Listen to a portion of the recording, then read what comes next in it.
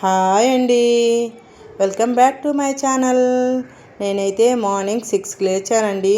లేవగానే స్నానం చేసి దేవుడికి పూజ చేసుకున్నాను.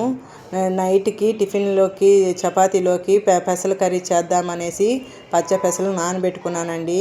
మా పాపకి లైట్గా కోల్డ్ చేస్తుంది, తన కోసమని రసం కావాలని పాప అడిగే లోపలికి ఒక 2 టమాటాలు కొంచెం చింతపండు వేసి కొంచెం సాల్ట్ వేసుకొని ఉడకబెట్టి పక్కన పెట్టుకున్నానండి. రసం పెట్టేదానికోసం జలుబు ఉన్నప్పుడు అలా పెట్టుకుంటే రసం చాలా బాగుంటాయండి. మిరియాల చారు పెట్టుకున్నామంటే చాలా బాగుంటాయి. బియ్యం అయితే కడిగి స్టవ్ మీద పెట్టేశానండి. మార్నింగ్ అయితే మునక్కాడ జీడిపప్పు కూర చేశాను. అన్నం వండి మా వారికి క్యారేజ్ పెట్టేశాను. టిఫిన్లోకి అయితే రాగి జావా బాయిల్డ్ ఎగ్స్ చేశాను. పాప వాళ్ళు మా వారు అవి తినేసి వెళ్ళిపోయారు ఆఫీస్కి. పిల్లలు స్కూల్కి వెళ్ళిపోయారు. పాప కూర కోసం అయితే రసం పెడుతున్నానండి. రసం పొడి మిక్సీకి వేసుకునేసి రసం అయితే పెడుతున్నానండి. మిరియాల చారు అయితే జలుబు చేసినప్పుడు బాగుంటుంది కదండి. ఇంకా పాపకి చారులోకి ఎగ్ ఆమ్లెట్ అయితే బాగుంటుందని పెద్ద పాపకి చిన్న పాపకి ఇద్దరికి ఆమ్లెట్లు అయితే వేస్తున్నానండి క్యారేజ్ పెట్టేదానికోసము. పిల్లలకైతే క్యారేజ్ ఇచ్చేసి నేను మార్కెట్కి అయితే వెళ్ళేసి రావాలండి. వెజిటేబుల్ మార్కెట్కి వెళ్ళేసి రసం అయితే బాయిల్ అయిపోయాయండి. బాగా చక్కగా ఇలా బుడగలు వస్తూ ఉన్నప్పుడే ఆపేయాలి. అప్పుడు కొంచెం ఇది ఇంగువ వేసుకున్నామంటే రసంలో చాలా కమ్మగా మంచి రుచిగా టేస్టీగా ఉంటుంది. మునక్కాడ జీడిపప్పు కూర రసము అన్నము చేశానండి.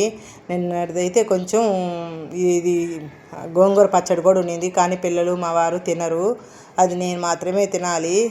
చేసిన రోజు మాత్రమే తింటారండి వాళ్ళు, తర్వాత అయితే తినరు. మిగిలితే నేనే వేసుకొని తింటుంటాను.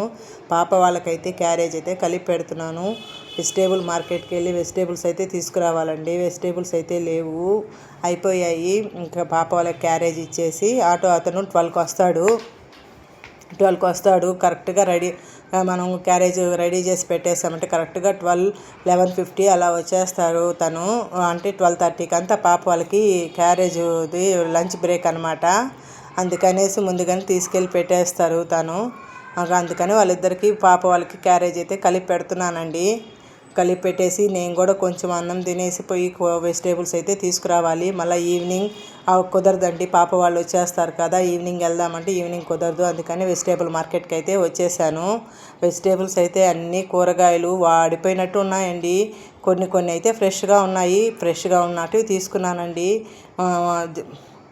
క్యారెట్, ముల్లంగి, బెండకాయ, దొండకాయ ఇవి తీసుకున్నానండి. బంగాళదుంపలు అవి తీసుకున్నాను కర్రీస్ కోసము. వస్తా దారిలో ఫ్రెష్గా మామిడి పండ్లు ఉంటే ఒక 2 కేజీలు మామిడి పండ్లు, టమాటాలు 1 కేజీ తీసుకున్నానండి. పువ్వులు ఇంకా రేపు ఫ్రైడే కదా, అమ్మవారికి లక్ష్మీదేవికి పువ్వులు పెడదామనేసి సన్నజాజులు ఉన్నాయండి అక్కడ, విరజాజులు అవి తీసుకున్నాను. అవి ఇంకా కట్టాలి కూర్చొని. అవి కంప్లీట్గా అవి కట్టుకోవాలి. వెజిటేబుల్స్ అన్నీ ఎక్కడవక్కడ నీట్గా ఫ్రిడ్జ్లో సర్దుకోవాలి. ఇవన్నీ కలిపి 600 అయ్యాయండి. పండ్లు, పూలు, వెజిటేబుల్స్ ఇవన్నీ కలిపి 600 అయ్యాయి. ఒకప్పుడు 600 అంటే ఎన్నో వచ్చేటివి, కానీ ఇప్పుడు ఏమి రావట్లేదు. ఈవినింగ్ 4 అయితే టీ పెట్టుకున్నానండి. పెసలు మార్నింగ్ నానబెట్టాను కదండి, అవి నానయ్యా లేదని చూస్తున్నాను. కర్రీ అయితే చేయాలండి. ఇంతేనండి, వీడియోని ముగిస్తున్నాను. Okay, bye.